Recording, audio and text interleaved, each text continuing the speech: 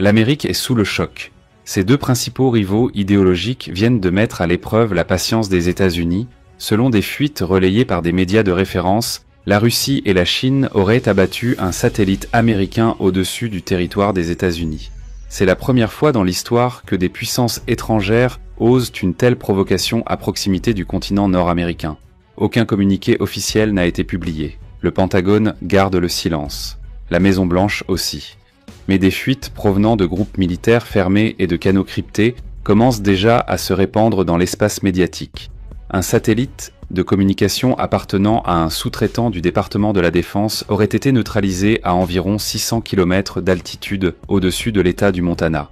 D'après certaines sources, l'attaque aurait été menée à l'aide d'un missile solaire lancé depuis la Chine, tandis qu'un satellite intercepteur russe aurait également été impliqué.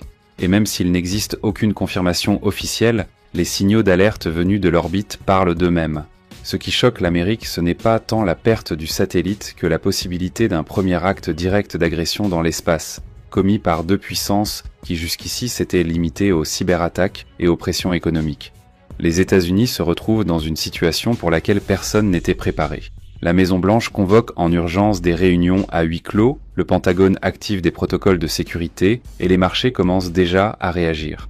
Mais le plus frappant, c'est l'inaction. Donald Trump, récemment revenu à la Maison-Blanche, avait promis une position dure vis-à-vis de la Chine et de la Russie. Pour l'instant, ce ne sont que des paroles.